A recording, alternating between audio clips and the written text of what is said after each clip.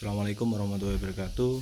Hari ini kita lanjutkan materi terkait dengan performance engineering, di mana teman-teman akan melakukan yang namanya rekayasa terkait dengan kinerja dari aplikasi, khususnya adalah aplikasi yang sudah Anda buat pada saat Anda melakukan pemrograman di Android maupun di Unity atau di Arduino.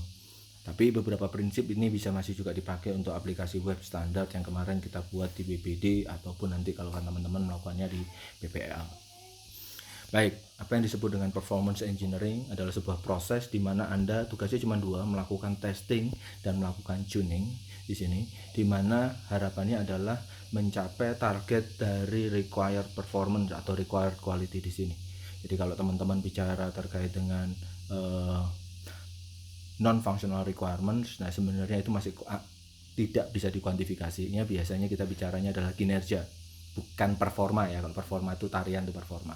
Nah, beberapa performance yang paling kritikal itu adalah yang pertama adalah terkait dengan speed, terkait dengan how scalable your systems and how stable is your systems. Nah, ini hal-hal yang penting mungkin perlu diperhatikan sama teman-teman, karena semua hal yang kita bangun tidak hanya butuh cepat, tapi harapannya adalah kalau ada pertambahan request atau kinerja, mereka bisa dengan mudah di scale hardware-nya atau software-nya. Selain itu juga kalau bisa dan harus bisa malahan, software yang Anda bangun itu adalah software yang stable, jadi tidak jumpy, tidak kadang jalan kadang enggak. Apa tujuan dari performance engineering? Tidak lain dan tidak bukan adalah mengincrease yang namanya revenue, dan harapannya adalah Anda pakai optimum solutions, bukan yang terlalu quality-nya terlalu mahal dan lain-lain. Terus berusaha melakukan yang namanya optimization dari penyediaan atau provisioning dan utilization dari infrastructure. Jadi kalau kalian bicara bahwa enggak, tenang aja, kita beli yang mahal aja, itu bisa jadi tidak optimal terhadap revenue versus investment yang teman-teman harus lakukan. Lalu mengimprove yang namanya availability, dan yang terakhir juga mereduce yang namanya maintenance cost. Itu yang gak kalah pentingnya. Diharapkan jika terjadi yang namanya failure, itu tidak dilakukan yang namanya scraping off atau scrape off di sini, tapi dilakukan yang namanya patch supaya improvement dari ini bisa meningkatkan kinerja yang diharapkan. Lalu yang terakhir adalah self-impressed fact about the release. Jadi artinya gini, kalau kalian menyatakan rilis itu adalah suatu hal yang dipikirkan pelan-pelan, dipikirkan secara baik, nah itu biasanya kalian melakukannya dengan performance yang bagus. Kalau kalian lihat ini kok lambat, kok sluggish, kok lagging, kok mengonsumsi banyak memori, wah ini jangan-jangan terburu-buru nih proses rilisnya. Jadi ini bisa jadi dianggap sebagai suatu cara untuk melakukan yang namanya proxy dari impressions, apakah rilisnya dilakukan dengan hal yang baik atau. Ini ada banyak kejadian contohnya. Jadi kita bicara ada kasus di tahun 2018 ya, terkait dengan isu Dirjen Pajak di sini. Katanya yang dipersalahkan adalah network capacity-nya. Pengalaman saya di beberapa project, kebanyakan bukan network capacity-nya. Kebanyakan walaupun networknya di crank, karena ISP itu more than happy untuk menaikkan bandwidth-nya karena itu more money for them. Tapi kebanyakan software-nya tidak scalable, sehingga penambahan bandwidth atau penambahan hardware itu tidak meningkatkan kinerja yang signifikan. Itu yang harus teman-teman perhatikan. Kenapa kok scalable itu jadi hal yang penting. Lalu berikutnya adalah, ini ada kasus di mana isunya adalah terkait dengan 72.000 permohonan fiktif di situ. Karena banyak orang menyatakan ya bahwa untuk meregister itu menunggu waktu yang lama. Jadi lagging gitu. Nah akhirnya banyak orang yang melakukan yang namanya proses retry atau F5 gitu ya, refresh, sehingga sistemnya jadi overload. Nah mungkin ini masalahnya tidak melulu dari performance engineering, tapi dari desain softwarenya itu juga mempengaruhi. Jadi performance engineering dan desain dari arsitektur softwarenya itu saling mempengaruhi. Kalau kita tadi bicara bahwa kebanyakan terkait dengan performance engineering itu adalah masalah orang mensuplai hardware, itu belum tentu. Ada desain di mana teman-teman itu sangat susah untuk meningkatkan scalability atau meningkatkan yang namanya kinerja, dalam hal ini biasanya performance speed. Example yang berikutnya adalah banyak orang ketika kita bicara online security trading must be handle large number of transaction per second. Sekedar informasi, beberapa e-commerce itu rate dari transaction yang dia handle, baik search, check in, check out, upload konten dan kawan-kawan, itu sekitar 600.000 per second. Oke. Berikut ini kalau kita bicara trading system kayak di Bursa Efek Indonesia, itu kurang lebih yang namanya order, buy, dan consul itu kurang lebih rate-nya mungkin jauh di atas itu gitu. Karena apalagi sekarang banyak orang yang melakukan trading dengan robot. Itu yang jadi permasalahan. Bukan masalah, mohon maaf, di sini tantangan buat seorang software engineer yang memperhatikan kinerja sebagai hal yang penting di sini. Berikutnya adalah terkait dengan online bank systems ya. Di situ online bank system itu adalah bagaimana bank itu bisa menghandle sebuah transaksi, mendisplay yang namanya balance ya, jadi saldo, dan juga dengan kecepatan dan akurasi yang tinggi. Itu yang nggak kalah penting, karena percuma kita membuat sebuah sistem yang akurat tapi permasalahannya adalah datanya tidak benar. Itu yang jadi isu, kadang-kadang yang tantangan menjadi ini. Nah, part of performance engineering apa saja di sini? Ada yang namanya testing dan sizing di situ.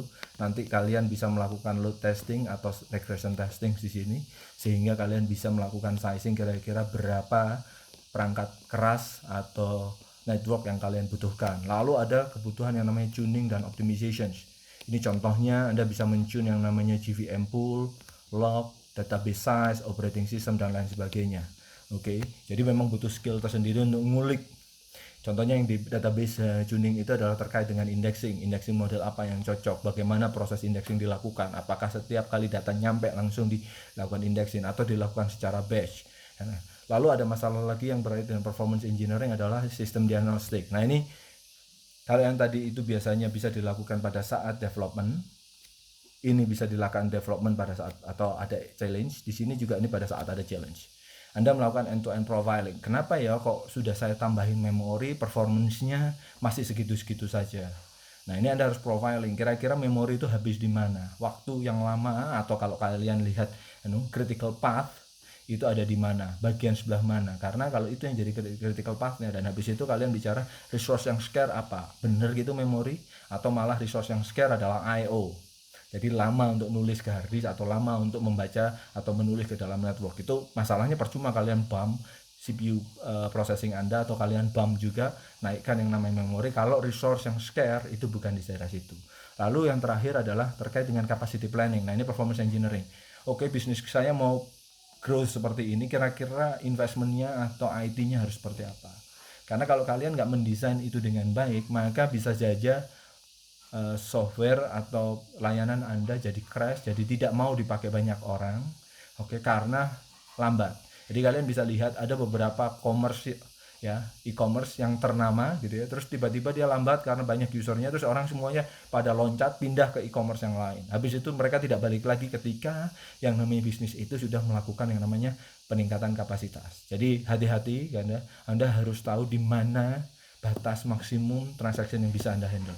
Kalau lebih dari itu, orang akan start moving to other alternatives, dan biasanya mereka stuck there kalau nggak ada masalah. Oke, jadi bukan hanya ini terlepas dari masalah bisnis, cashback dan kawan-kawan, tapi kita bicara teknis saja. Apa saja sih activity? Saya akan melakukan zoom di sini. Yang pertama adalah functional requirement. Ini biasa dilakukan oleh habis itu kalian bicara performance requirements. Nah, ini kalau kita bicara zaman dulu atau Anda kemarin tuh bicara non functional requirement di sini. Oke, habis gitu kalian modelkan yang namanya performance. Oke, kalian mulai menentukan yang namanya arsitektur dari software ini. Lihat ya, functional requirement dan performance requirement akan melakukan driving terhadap yang namanya ini. Lalu habis gitu, Anda nggak kalah pentingnya adalah Anda akan melakukan yang namanya desain dari software itu. Setelah melakukan desain dan implementations, dari sisi software engineering kalian akan melakukan functional testing, tapi dari sisi performance engineer kalian akan melakukan yang namanya performance testing. Performance testing bisa dilakukan sebelum ya, atau setelah functional testing. Itu ada dua pendekatan. Ada beberapa performance yang harus dilakukan pada saat setelah testing. Ada banyak performance yang nggak perlu menunggu testing, mereka sudah bisa melakukannya. Selanjutnya, setelah Anda sukses melakukan performance testing, biasanya baru kalian melakukan yang namanya delivery di sini. Nih ya, software Anda rilis itu ada di sini. Lalu secara reguler kalian akan melakukan yang namanya performance monitoring. Nah, zaman sekarang karena eranya adalah microservices, ada term yang kalian harus lihat. Trace, log, and matrix. Ya, coba dibaca. Karena yang namanya microservice sistem biasanya ditaruh di dalam sekian ratusan kontainer sehingga punya challenge sendiri untuk memprovide yang namanya performance monitoring atau visibility. Oke, lalu nanti hasil performance monitoring evaluasi dari delivery ini kalian akan melakukan yang namanya capacity planning di sini. Jadi capacity planning ini dalam konteks ini tidak semerta-merta hanya kerjaan manajemen. Tapi kalian harus tahu batas maksimum dari teknologi Anda sehingga Anda tahu kapan Anda harus mungkin berpikir untuk pindah arsitektur, ya kan? Banyak orang yang punya capacity planningnya mentok, habis itu mereka memutuskan oke, kayaknya sudah waktunya deh kita pindah arsitektur. Ini adalah aktivitas yang kalian harus lakukan. Jika ada pertanyaan nanti silahkan ditulis di area komen saja di sini. Oke, ada approach untuk performance engineering, ada yang namanya harus melakukannya begin early, frequency match with the criticality. Artinya apa? Jangan pernah berpikir, udahlah jadi aja softwarenya dulu baru kita tune, baru kita tahu. Enggak, kalian harus tentukan dulu targetnya seperti apa. Lalu yang namanya frequency match with the system criticality, kalian harus lihat namanya butuh yang namanya monitoring, itu harus tahu bahwa jangan bilang bahwa oh semuanya harus dimonitoring tiap detik atau tiap saat. Nah itu akan jadi punya challenge sendiri untuk Anda melakukan analisis, Anda melakukan pemrosesan atau melakukan storing. Anda harus tahu mana yang critical, mana yang disturbance-nya paling tinggi. Jadi ada beberapa data yang cukup gini, maka nggak perlu Anda time slice itu sesering yang ini. Oke. Nah habis itu often find arsitektur dan desain alternatif with lower resource requirement. Jadi kadang-kadang Anda punya satu hal yang sama itu kadang-kadang membutuhkan cost yang berbeda. Oke. Contoh kita bicara ada yang namanya monolitik. Oke. Monolitik ini jelek nih karena gini. Oh, mendingan yang model-model classical SOA. Oh enggak, sekarang microservice. Karena apa? Kalau microservice setiap kali kalian mau meningkatkan jumlah services yang penuh, itu tidak perlu dimultiplikasi seluruh sistem seperti halnya di monolitik atau sebagian sistem besar kayak di SOA. Anda cukup hanya microservice itu yang Anda multiply.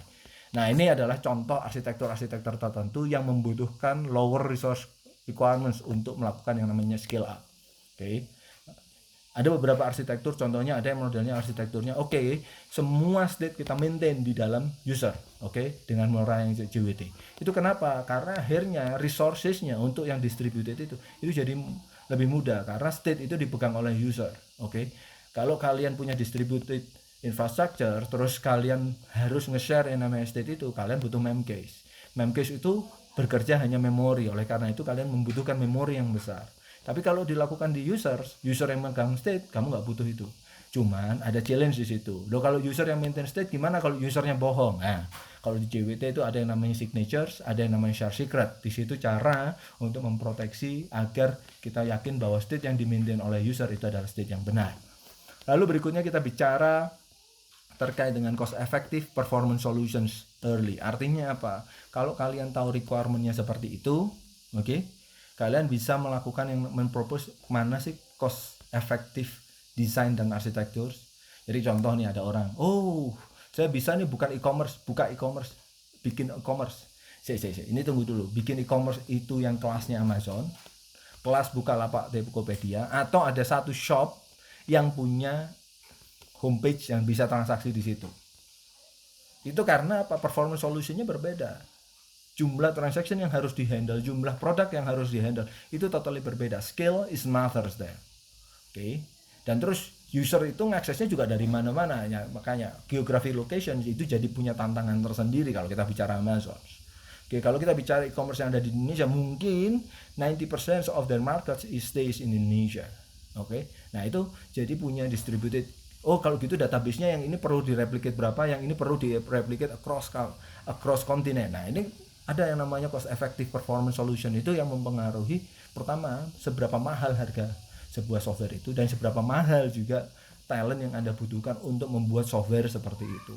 Nanti dari sisi kacamata user itu kurang lebih sama dengan orang ketika Anda bisa bikin search engine nggak kayak Google.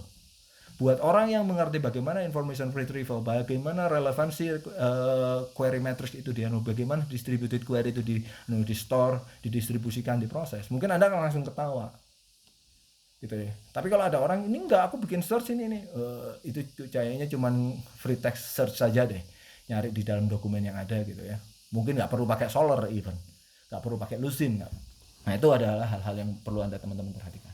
Ini pertama Anda perform modeling, ini step yang lebih detail lagi. Jadi pertama kalian harus pahami dulu assess your performance risk-nya apa saja. Jadi apa yang kalian harus lakukan, apa yang penting, kamu lihat mana critical use case yang berpengaruh terhadap yang sangat dipengaruhi oleh performance. Habis itu nggak kalah pentingnya baru kalian punya yang namanya model dari performance itu sendiri. Biasanya modelnya seperti halnya functional dependency, tapi ada bobot berapa waktu yang harus didistribusikan. Nanti ada ilustrasi sedikit. Nanti kalian akan tentukan yang namanya key scenario-nya seperti apa, requirement-nya bagaimana, oke. Nanti habis itu Anda construct performance modelnya. Ini mirip. Jadi biasanya ini software model, ini performance model di sini. Nanti habis itu Anda akan bicara berikutnya adalah software requirement resources-nya seperti apa, computer resources-nya seperti apa. Jadi ini software-nya, ini komputernya. Nanti kalian clarify scenario-nya ke user. Istilahnya kalau saya ngeklik ini dalam waktu 30 milliseconds balik result-nya seperti apa. Oke enggak ini performance-nya, oke. Habis itu baru kalian bicara ini visible enggak. Kalau ini visible maka modify produk konsepnya. Kalau ini sudah acceptable maka kalian selesai di sini. Kalau enggak kalian harus revise modelnya dan balik lagi ke bagian atas di situ.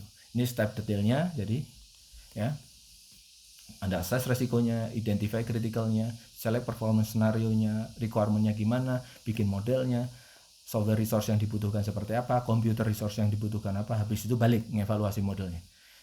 Jika sudah oke, maka verify dan validate modelnya. Kalau sudah oke, selesai. Oke. Ini Anda memperhatikan yang namanya performance sejak awal dari software development lifecycle Anda. Modeling strategi ada yang namanya simple model, yaitu start with the simplest model, ya, identify the problem, system architecture, biasanya dependency dan design itu. Atau kalian pakai pendekatan bukan simple model, best and worst case strategy. Jadi kalian identifikasi yang namanya best case, worst case, habis itu kalian hitung resource requirement-nya seperti apa. Habis itu kalian bicara establish the bound-nya. Jadi kalian punya expected bound bawah berapa, kalau kalian punya worst case scenario, kalau kalian punya best scenario kalian ya. Nah itu cara yang habis itu kalian nanti manage uncertainty-nya. Jadi seberapa sering akan mungkin Anda meraih yang namanya best scenario, kapan Anda pernah nyampe yang namanya worst case scenario-nya seperti apa. Lalu Anda bisa pakai adapt to precision strategi. Artinya gini, pertama kalian bikin gambar yang simple, yang mungkin kasar. Seiring dengan pertambahan data, kalian bisa mulai meningkatkan precision dari model Anda itu sendiri. Oh, ternyata saya nggak butuh setinggi itu sih. Oke, pengalaman saya di beberapa, contohnya di Situng gitu ya, kita bicara bahwa oh ternyata usernya ya nggak gitu-gitu amat gitu loh. Oh ternyata memorinya nggak butuh banyak, yang butuh banyak itu adalah I/O, karena prosesnya adalah sebenarnya nggak banyak perhitungan, tapi banyaknya adalah orang nge-submit, orang nge-request data dan sebagainya. Ini adalah precision strateginya. Jadi jangan dari awal kalian introduce precision itu, kalian akan jadi overwhelmed dan kadang-kadang terlalu banyak hal yang Anda harus perhatikan, Anda nggak bisa moving forward. Itu yang harus diperhatikan. Lalu berikutnya adalah performance metric-nya seperti apa. Jadi kalian harus punya performance metric yang biasanya Anda perhatikan di situ. Oke. Biasanya performance metrics itu kita bicara common fallacy-nya adalah biasanya ambiguity in quantity. Jadi kalau kita bicara performance cepat gitu ya, itu hitungannya apa? Oh seberapa cepat output. Oh performance yang bagus itu adalah waktu eksekusinya cepat. Ada suatu query yang eksekusinya adalah mungkin 10 milliseconds. Oke. It's very fast, oke. Jadi tapi sekarang pertanyaannya, ada yang tapi throughput-nya berarti kalau kalian punya 10 milliseconds berarti 1 seconds itu adalah kalian bisa memproses sekitar 100. Let's say hitungan plastik aja seperti itu ya. Jadi kalian punya 1000 dibagi 10, maka kalian punya 100. Tapi ada systems yang execution time-nya adalah 100 milliseconds. Oke. Pasti throughput-nya lebih rendah ya. Oh enggak, belum tentu. Karena bisa saja dia pakai parallelisms yang asinkronus sehingga throughput-nya tidak lagi 100 tapi 200 per seconds. Walaupun execution time-nya 100 milliseconds, tapi throughput a whole system-nya itu bisa mengeluarkan 200 transactions per second. Ini nggak bisa nih. Oke. Jadi kalian harus tahu, ketika kalian bicara yang namanya kebutuhan high scale itu apa? Query-nya cepat diproses atau output-nya atau throughput-nya itu berapa? Nah, itu dua hal yang biasanya orang suka kebalik-kebalik antara seperti itu. Sama ketika orang bicara, oh availability-nya tinggi. Jadi kalau kita bicara sistem itu adalah 1 itu jalan, 0 itu adalah mati. Nah, sekarang saya menanya, pada waktu dia turun begini, ini berarti terjadi yang namanya fail. Oke. Nah, sistem itu nanti akan bangun lagi di sini. Karena pertanyaannya, yang availability-nya bagus itu, ya, yang jarak ininya kecil, jadi antara mati sama bangunnya, atau jarak antara hidup dengan hidupnya itu lama. Ini biasanya MTTR, orang nyebutnya. Ini MTBF. Itu harus dipilih, oke? Bisa dua-duanya, tapi Anda harus tentukan prioritas utamanya apa. Nah, biasanya makanya tadi bicara bahwa performance itu nggak kalah pentingnya adalah matrix. Tadi ya, log, traces, and matrix. Oke, berikutnya ini beberapa matrix yang biasa dipakai oleh orang bicara. Response times, oke? How long it takes a system to perform particular activity. Jadi saya ngomong X, balasannya apa? Itu response time. Jadi seberapa cepat dia merespon pertanyaan saya. Oke. Lalu ada matrix berikutnya adalah device utilization here. Bisa CPU, bisa memory, bisa disk atau I/O device here. Oke, tergantung ya. Lalu yang berikutnya adalah average throughput. Nih yang tadi saya bicara, response time tadi ini contohnya adalah 10 millisecond here. Tapi ada sistem yang 100 millisecond tapi throughputnya adalah 200 query per second. Belum tentu ya, kalian bisa hitung balik antara response time dengan average throughput. Kalian harus simulasikan bentuk modelnya, kalian verifikasi secara empirical benar nggak throughputnya seperti itu. Oke, sebagai contoh kita bicara bahwa setiap 3 hari, oke, itu muncul yang namanya Boeing. Bukan berarti untuk bikin satu Boeing pesawat itu cuma butuh 3 hari loh ya. Oke, setiap 30 detik dulu ya di AHM Astra Honda Motor itu keluar satu motor baru. Bukan berarti satu motor itu response time-nya atau execution time-nya adalah 30 detik, enggak. Karena mereka punya sekian banyak produk lain. Oke. Dan semua produk lain itu bisa menghasilkan menghasilkan satu motor dalam tiap 30 detik. Oke. Sebuah performance metric yang bagus itu linearity-nya terjamin. Reliability-nya terbangun. Artinya linear itu adalah kalau load itu ditambah 1, hasilnya itu linear, oke? Bukan lalu kayak gini. Reliable itu adalah benar-benar representkan hal yang benar-benar terjadi. Repeatable artinya adalah kalau kalian bisa ngasih load seperti ini, hasilnya seperti ini, maka kalian kasih load itu ke orang lain itu bisa mereproduce performance seperti itu. Lalu yang berikutnya nggak kalah pentingnya ease of measurement. Ada matrix tertentu yang sangat bagus, sangat akurat, sangat reliable, tapi sangat susah untuk dihitung. Oke, mohon maaf ini konsistensi ya. Oke, konsisten itu apa? Ya itu tadi, kalau kita bicara bahwa ketika sesuatu itu diubah, jadi kalau kita bicara matrix itu adalah fungsi terhadap x, y sama dengan z namanya. Ini konsisten nih. Kalau x-nya diubah, z-nya berubah, y-nya berubah, terus. Oke. Jadi kalau yang nggak konsisten itu ya hasilnya kayak random gitu. Lalu yang terakhir adalah matrix antara, kalau kalian punya, saya punya 3 matrix nih, M1, M2, M3, itu harus independen. Oke. Tadi ya bilang, loh kan Pak, average throughput itu kan sebenarnya bisa dihitung balik. Belum tentu. Response time dengan throughput, let's say, itu ada yang bisa dihitung balik, ada yang independen, dan malah kebanyakan sistem pasti independen seperti itu. Oke. Performance scenario itu harus Anda lakukan adalah pertama Anda melihat workflow identification-nya seperti apa, karakteristik dari workflow-nya seperti apa. Lalu setelah itu kalian tentukan benchmark scenario-nya. Biasanya skenario yang paling banyak, yang paling menguntungkan buat Anda. Contoh kalau kita bicara e-commerce, orang nge-search produk, orang nge-check out produk, itu 2 benchmark scenario yang mereka harus kejar.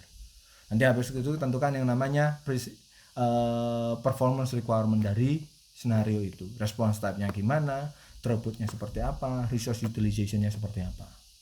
Nanti di sini kalian bicara matrix-nya apa nih, response times, oke, milliseconds namanya. Throughput-nya apa, berapa query research per seconds. Oke, resource utilization-nya berapa? Satu query berapa CPU time. Oke. Nah, ini kalian harus tentukan. CPU itu ada dua. CPU time itu ada dua. Ada yang namanya real CPU time, ada yang namanya word clock time. Artinya kalau kalian ngejalanin sesuatu, terus kalian ambil timestamp-nya, selesai menjalankan itu kalian ambil timestamp-nya, terus kalian divide timestamp 2 dikurangi timestamp 1, itu namanya word clock. Bukan CPU time, karena bisa saja dalam execution-nya kalian kena suspend oleh operating system. Kalian, saya asumsikan program Anda ya, kena suspend oleh operating system, terus yang namanya active thread-nya dipindahkan ke proses lain, habis itu dibalikkan lagi. Secara world clock itu time-nya akan jalan, tapi secara CPU time itu berhenti karena kalian nggak dapat giliran di CPU. Oke, jadi ada dua notion of time, CPU time dengan world clock times. Berikutnya adalah kalian memverifikasi dan melakukan yang namanya model itu seperti apa. Habis itu kalian hitung juga bener nggak secara, kadang-kadang banyak orang hitung performance itu hanya melakukan yang namanya empirical. Ini banyak kesalahan di tugas akhir seperti itu. Kalian harusnya punya model dulu, secara hitung-hitungan kinerjanya harusnya segini. Tapi saya lakukan empirical, biasanya bisa berbeda, oke? Bisa lebih besar, bisa lebih kecil, tergantung. Nanti kalian harus menjelaskan kenapa kalau biasanya. Nah, begin early secara life cycle. Jadi ketika Anda punya use case, Anda punya architectural diagram, kalian langsung punya performance model di situ. Nah, kadang-kadang kalian punya yang namanya model omissions. Kalian nggak menggambarkan semua. Oh, use case ini ringan lah, tak buang aja lah. Oh, ini deployment ke user client ini nggak perlu dihitung deh. Nah, omission ini kalian harus perhitungkan. Bener nggak sih? Tidak merubah yang namanya model dan mempengaruhi kinerja yang signifikan terhadap performance aplikasi Anda. Challenge dari yang namanya performance engineering, kalian harus nyari tools yang tepat. Kadang-kadang Anda harus melakukan identification of problem dengan melakukan debugging, bottleneck, atau identifikasi bottlenecks, atau melakukan yang namanya profiling di sini. Lalu appropriate hardware setup, ini nggak kalah pentingnya lagi. Mungkin hardwarenya sama, setupnya berbeda, konfigurasinya berbeda, bisa jadi masalah. Oke. Governing behavior of simulated user, karena kalian akan mengenerate yang namanya user traffic. Ya, kalian harus punya cara, punya ide gimana sih user behavior yang tepat itu. Habis itu caranya harus konsisten dan repeatable, tadi saya sudah bilang, sehingga kalian bisa bilang bahwa kalau kalian ngitung matriks hasilnya X gitu ya, jangan kamu bilang oh hasilnya X, kalian harus ulang itu sampai statistical significance-nya adalah relevan. Oke. Karena kalau kalian nyoba cepat, nyoba lagi lambat, itu berarti belum relevan. Terus kalian ulangi itu berkali-kali sampai nilainya kurang lebih standar deviasinya acceptable ya. Oke. Nah, acceptable itu apa ya? Berarti kamu harus lihat ya, berarti itu normal distribution di mana outliernya itu saya lupa berapa persen dari angka itu. Lalu accurate measurement dari response time itu. Jadi kalian harus ngitung response time itu dihitung dari mana? Dari user nyampe atau dari keluar dari reverse proxy Anda atau keluar dari program Anda. Itu dua hal ini. Lalu ada generation and comprehension of analysis results. Nah, ini nggak kalah. Dapat metrik satu hal, tapi butuh orang yang melakukan analisis sehingga bisa hasilnya itu dibaca dan dimengerti oleh orang-orang, terutama yang ada di development. Berikut adalah contoh ya dari ini.